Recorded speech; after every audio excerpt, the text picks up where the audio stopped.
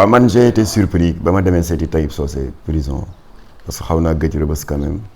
maa ngi fa gëjoon depuis bi fi Inno nekkee d'ailleurs ça va créer un tollé lu tax Jamra di seeti Inno comme ni ñu wax rek lu tax muy dem seeti Wally ak Thione Seck foofu tam loolu lañ ma doon wax lu tax ngeen di seeti Inno c'est un gangster un braqueur de banque dégg nga ma ne mais mosul rey nit mosul tour deret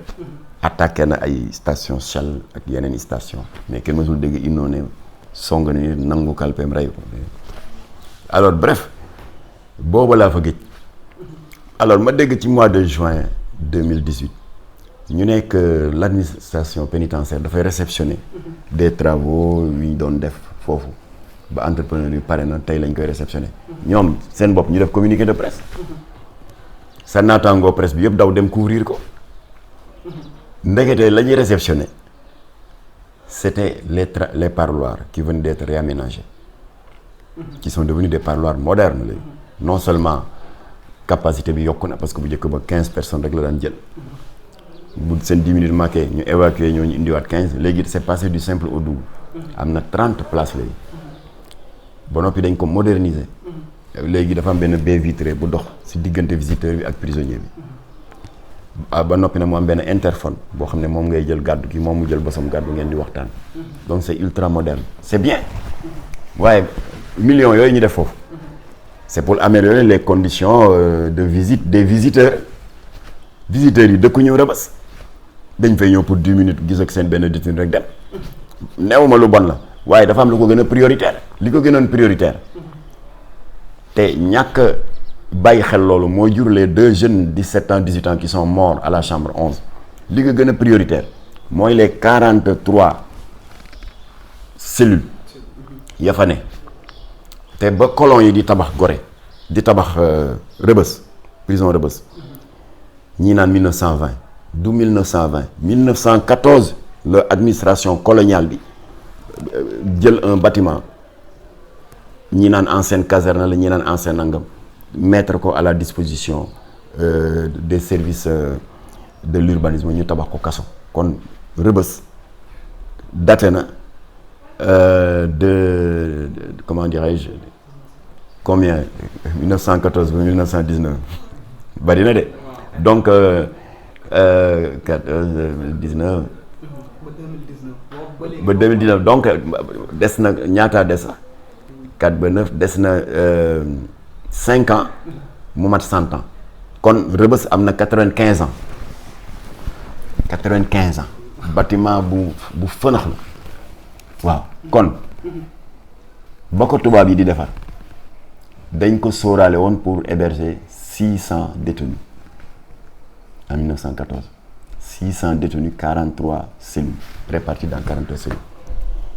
léegi laa waxtaan avec mon ami Guy Marius Sagna parce que dañuy invité woon sànq à RDV benn débat sur les conditions de détention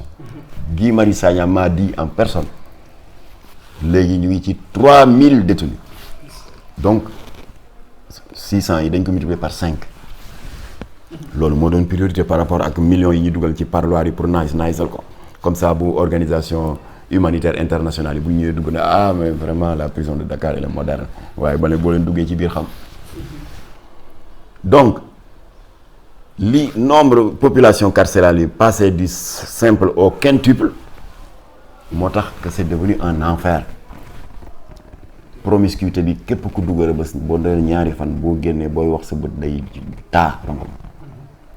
ndax loolu kenn du ko teg nit kenn du ko teg doomu aadama dëgg la ils ont fauté ku ci nekk am na tooñ goo def nga war a purger sa peine waaye na nga ko purger dans la dignité waaye nga dugg ay chambre 11 chambre 2 3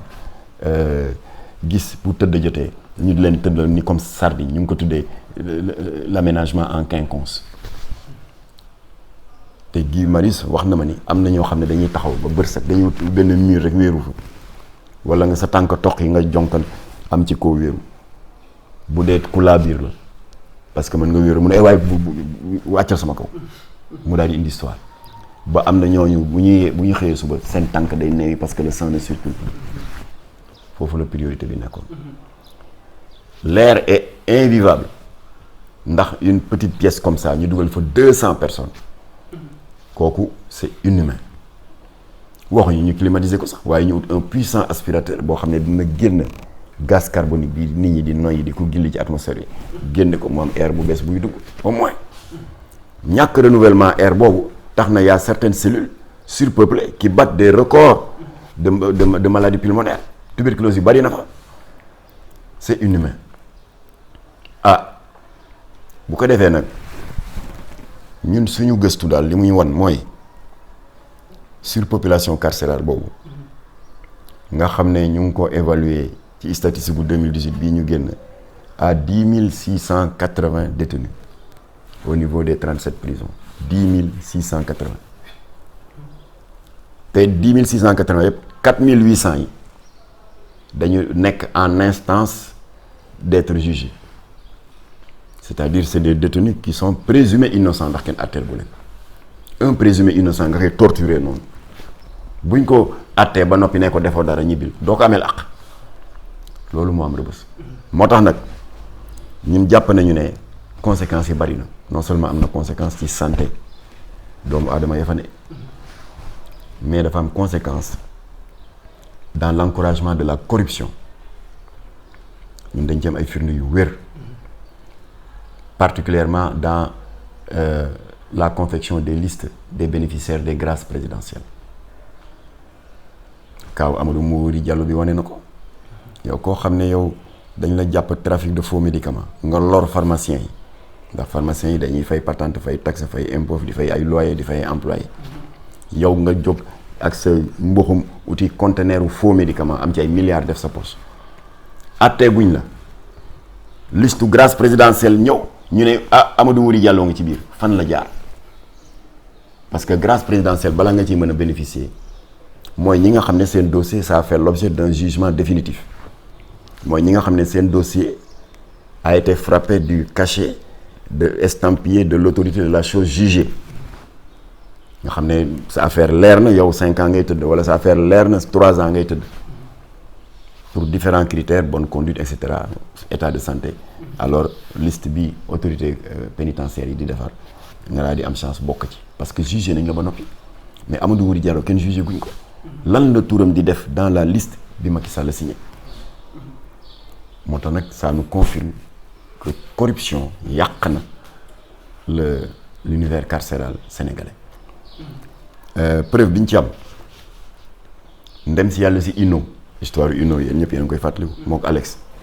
tojkatu banque yeeg tojkatu station essence yeeg de grands casseurs Inno dafa mujjee nekk suñu xarit Latif moo ma ko présenté parce que Latif bi ko les comploteurs du palais de la République comploté ci affaire antirétroviraux yi ba mu retrouvé entre 4 murs bon il est vrai que après seen complot bi daanu na parce que y a même pas eu de procès nu mu tuddati la chambre d'accusation de la cour d'appel blanchir na ko ba mu set waaye fa la xamante ak Inno dugal ko ci diine ji bon Inno jullit la Inno c'est un surnom il s'appelle Alioune Abatalib Samb waaye Latif moo ko dekkaliwaat jàngal ko alxuraan dégg nga fexewaat ba il s'est assagi et reconverti bi Inno di génn àdduna le 29 janvier 2005 date boobu li tax duma ko fàtte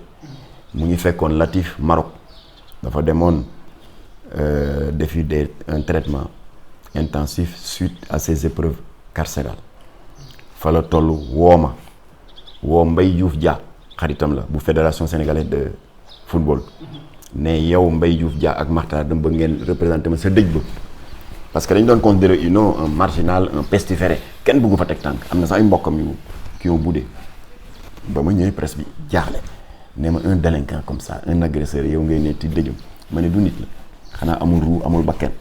ma amoon même coow ko coow wàlli bi lu tax nga di fa dem alors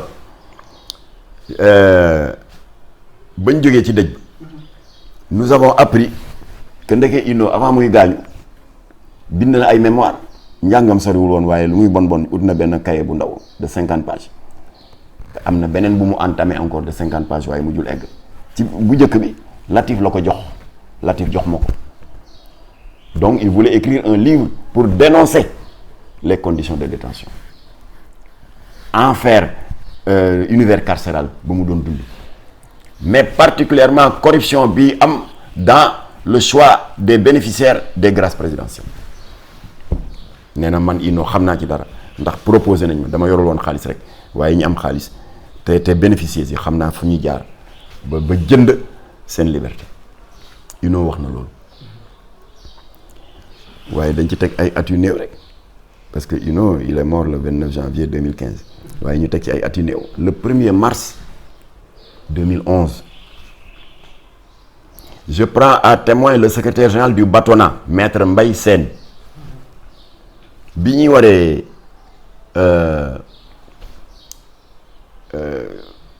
ubbi la session spéciale de la cour d'assises sur la drogue le 1er mars 2011 Mbaye Sène moo wax ci làmmiñam ne ñoom avocats yi sax léeg-léeg dañuy yéemu gis des bénéficiaires des grâces présidentielles yoo xam ni leur dossier est encore pendant devant la justice, des bénéficiaires qui n'ont pas encore fait l'objet d'un jugement définitif, des bénéficiaires qui sont toujours en détention préventive. Or critère grâce présidentielle mooy il faut que tu fasses l'objet d'une condamnation ba ñu xam ne temps lañ la tëj président bu lay gracier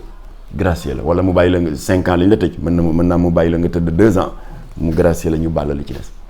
Mais les grâces c'est pas pour des gens qui ne sont pas encore jugés. Avocat bi di ko naqarlu ñun ñu am ci lu wér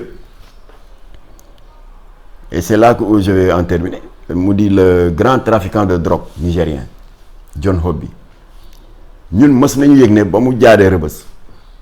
ndax milliardaire la trafic de drogue moo ko fa dugal. La loi 2007-31 di loi Latif Gueye moo ko fa dugal qui criminalise le délit de trafic de drogue parce que avant que ce délit ne soit criminalisé bu njëkk ba y avait une complaisance dégoûtante dañuy jël un gros trafiquant de drogue boo xam ne rey na ay jeunes yu bari rey laa ko mën a tëddee ndax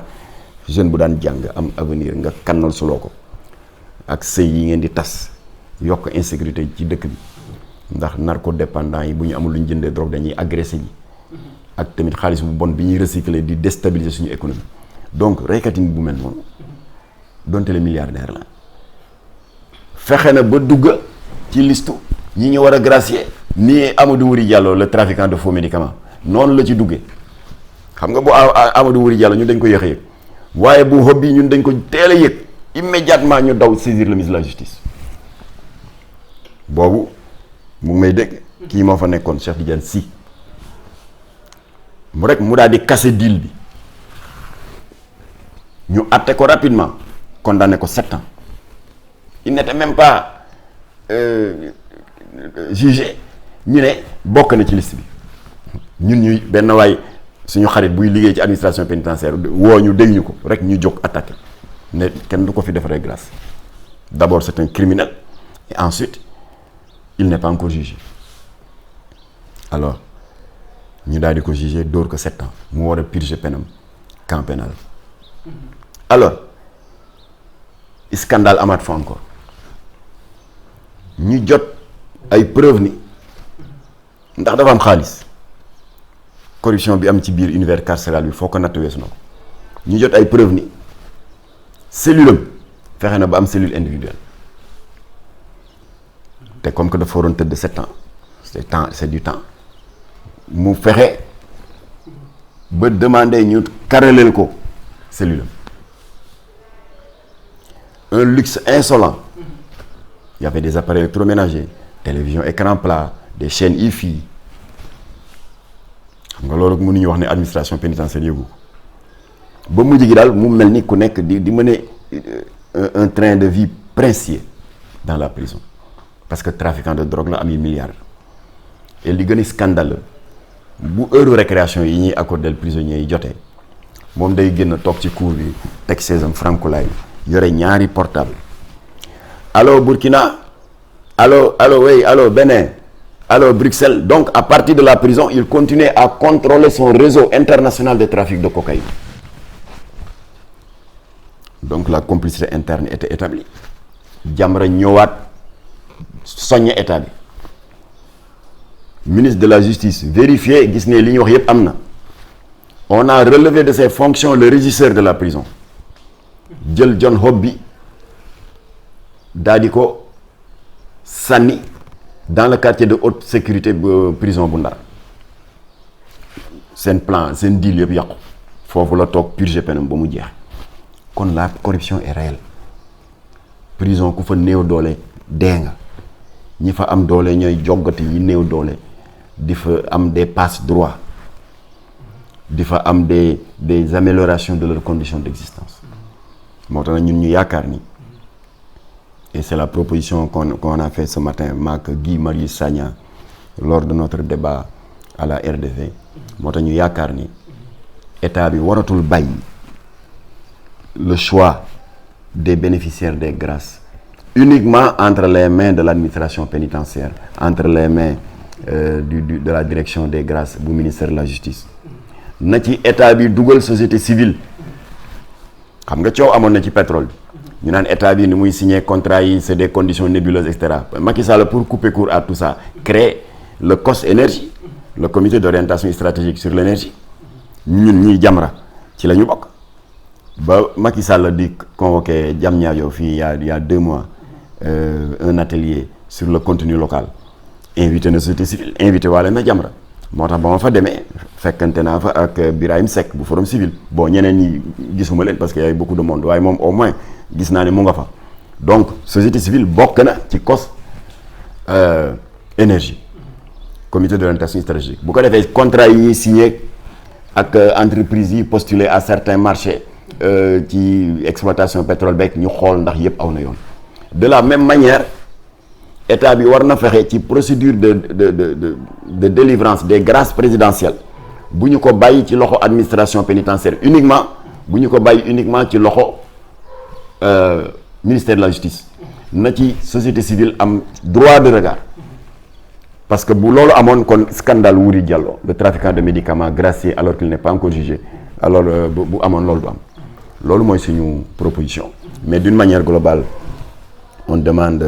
à l'État mu xoolaat les conditions de détention te di ñaan sëñ Bassirou Gueye ak ñeneen ñu mel ni ñoom ñu jéem a téye seen loxo tuuti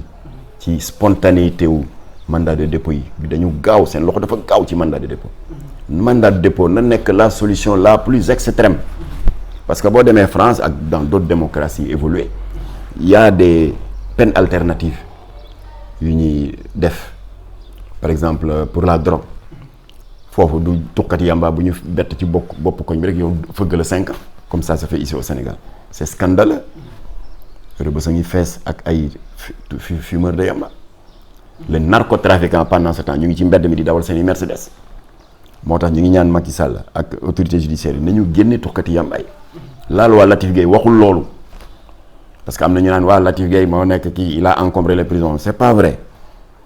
la loi Latif Gueye la loi 2007-31 du 30 novembre 2007 dafa ni que ñun ñoo demandé ñun Jamra parce que loi bi du état moo ko dugal ñun Jamra ñoo créé loi bi wàcc ci langue politique intéressé wuñu waaye dañu xam ne fa la ñuy nase ak di noccee loi yi pour nga am fa la voix au chapitre foog nga politique ñu wàcc ci langue politique bi xeex am député bu ñu toogal assemblée ñu jox ko projet bi mu porté ko assemblée voté ko à l'unanimité opposition majorité confondue mu di une loi ba tax boo xam ni trafiquer drogue dootul délit crime la au lieu ay 3 mois ki 6 mois minimum 10 ans la assorti d'une amende qui fait le triple de la valeur de la drogue saisie alors am na ay acteurs de la justice yu jóg di diaboliser loi bi waaw la loi Latif Gueye moo nekk responsable de l'encombrement des prisons ñu ne ah bon ma daal di ñaan audience Sidiki Kaba yow yi ma lay wax ni scoop la parce que xaw ma da nga ma léemu xaw ma avant ngay ñëw Sidiki Kaba recevoir ma ne ko ñun Jamra on s'apprête à aller au combat parce que du ñu nangu benn doomu aadama di démanteler la loi 2007-31 qui criminalise le trafic de drogue te ku ko def dinañ la weer jàpp ne yaa ngi dérouler le tapis rouge aux narcotrafiquants et c'est pas normal que ñu jàpp ne que loi bi mooy créer encombrement prison yi ndax cour d'assises léegi la ñuy àttee les trafiquants de drogue dootul tribunal correctionnel dootul flagrant délit trafiquant de drogue cour d'assises nga jëm à l'époque quoi parce que tur bi changé na léegi alors ma ne ko or cour d'assises kan lañ fa yóbbu vol à main armée fi ñu lay yóbbu du cour d'assises incendie volontaire cour d'assises crime de sang cour d'assises infanticide cour d'assises ba dégg naa bu yàggul Macky Sall naan le vol de bétail sax dañ ko war a criminaliser kon vol de bétail cour d'assises trafic de drogue cour d'assises wala lu tax na ci crime yooyu yëpp nga xam ne c'est de la compétence de la cour d'assises ñu daal di ci napp benn mu di le trafic de drogue daal ne kii moo tax prison yi fees c'est injuste et c'est suspect parce que yooyu yëpp bu dee bu amee cour d'assises lañ ko war a atte la cour d'assises était devenue un fourre-tout. Comment voulez-vous par conséquent que les tribunaux ne soient pas encombrés de dossiers loolu la Sidi Kaba ne ma dinaa dalal sa xel ma ne ko ci lan mu ne ma y a le projet de 2016 qui est presque terminé et qui consistera à supprimer la cour d'assises ma ne ko loolu mbaa jàmba mu ne ma non parce que cour d'assises délai d'attente yi balaa ñu lay àtte dafay yàgg donc bokk na ci facteur d'encombrement yi mu ne ma léegi dañ koy remplacer par des chambres criminelles yoo xam ne région bu ne day am bosom chambre criminelle dañuy fonctionner de manière ininterrompue parce que xam cour d'assises bu session amee dañuy àtte li fi xaj rek li fi xas ñu renvoyer ko à la prochaine session prisonnier bi delluwaat prison di toog di xaar alors mu ne ma nag kii nag chambre criminelle yi dañuy fonctionner de manière ininterrompue dans toutes les régions du Sénégal de sorte que ku sa instruction dossier jeex boo demee chambre criminelle rek nga xam foo féete ma ne ko loolu day baax na waaye loi bi bu leen ko laal de mu ne non laaluñu ko alors donc loolu la loi Latif Gueye wax exposé des motifs bi maak Latif ñoo ko bind dañu wax ni que cette loi a pour ambition de freiner le trafic international de drogue à l'actif essentiellement des gros trafiquants parce que xam nga boo jëlee kaw héroïne gramme bi 80 000 francs la alors kilo bi di 80 millions xam nga boo fi dugalee 10 kilos rek 800 millions kooku yow xam nga du yow wala man nga xam ne yow maag yow bés bu ne ñu ngi kërti di uti dépense du ñun ñoo fi investir 800 millions pour dugal fi drogue ay borom barke ko fi dugal alors moo tax Latif wax ne kon waxuma tuxkati yàmbaa yi Latif nee na kon loi bi la loi 2007 31 du 30 novembre 2007 te député yi sagal Latif voté ko tuddee ko la loi Latif Gueye exposé motif bi dafa ni que cette loi a pour objectif de réprimer ceux qui se sont rendus compte de la culture de la transformation du conditionnement de l'emballage du transport et de la vente mooy les gros narcotrafiquants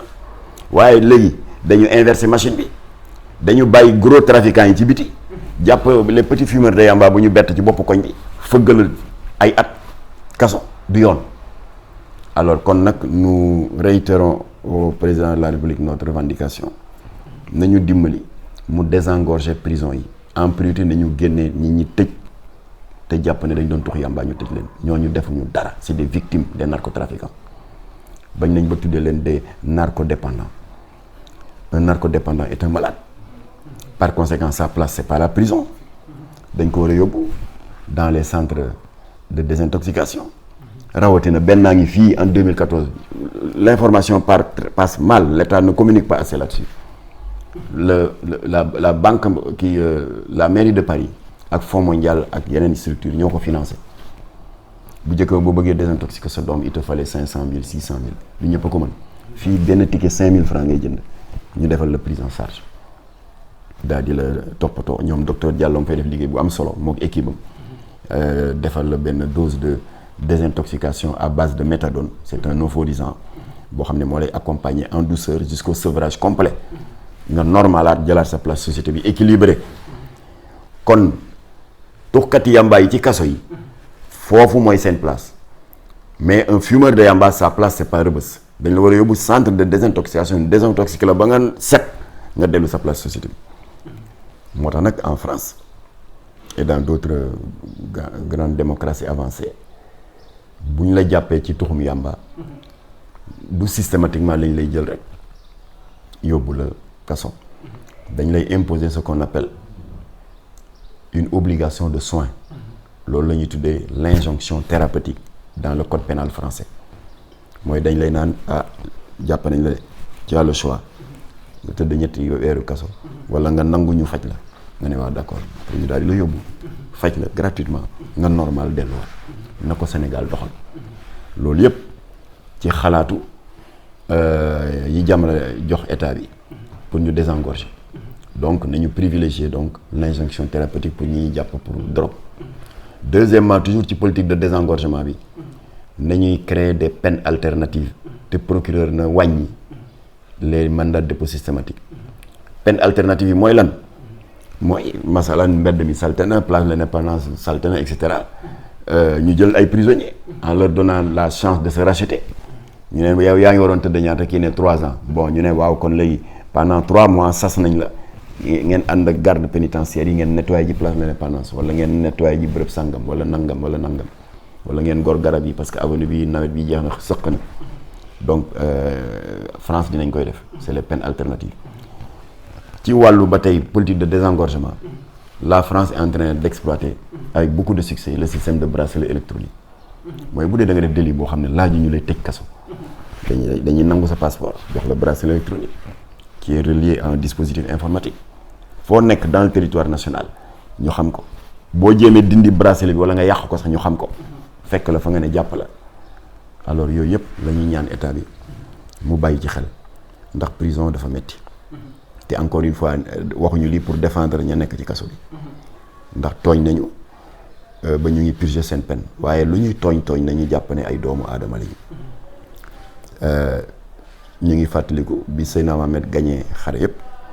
ba dem créer la cité état de Médine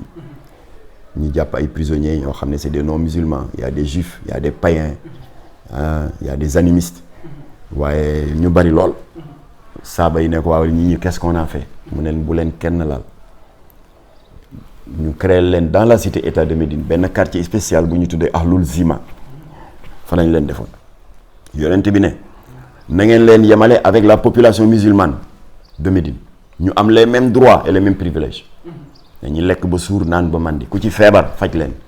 ku ci sa seen soxna ëmb tollu diggante jël leen ko en charge leen na rek lañ leen sas ñoom prisonniers yi mooy ni ñeneen ñi di cotiser ay impôts ay yooyu pour ñu am budget bu ñu jojantee dëkk bi alors ils sont astreints aux mêmes obligations à part ça ils ont les mêmes droits kon kooku moo jëkk dundal lii ñuy bàkkoo tey la déclaration universelle des droits de l'homme de 1945 te Sénégal souscrire na ci comme que Sénégal souscrire na ci déclaration universelle des droits de l'homme na bàyyi xel ni que charte bi ci gën a fës c'est le principe du respect de la présomption d'innocence parce que les 10 681 détenus bu ñu sukkandikoo ci statistique bu ministère de la justice bu daaw près de 4 800 ils sont en attente de procès en milieu carcéral kon ñooñu ils sont présumés innocents waa un présumé innocent nga koy torturer buñ ko attee ne ko defoo dara na du gàcc voilà kon loolu daal moo doon suñu message di ñaan état bi mu bàyyi xel ne ñi nekk ci kaso yi c'est des êtres humains di ñaan état bi c'est anormal ñuy jël la loi Latif Gueye qui criminalise le délit de trafic de drogue di ko appliquer à des fumeurs de yamba qui ne sont que des victimes de narcotrafiquants c'est anormal ñu bàyyi narcotrafiquants yi ci biti jàpp seeni victimes tëj leen alors kon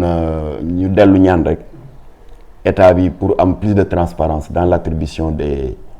grâces na ci dugal société civile nii mu dugalee société civile ci COS énergie di ñaan état bi li ñuy wax naan dañuy tabax beneen prison yooyu yëpp baax na waaye balaa ngaa tabax beneen prison améliorer la situation de ceux qui sont dans les prisons actuelles voilà kon nag yàlla nañu yàlla dàqal seytaane yàlla na yàlla def jàmm ci réew mi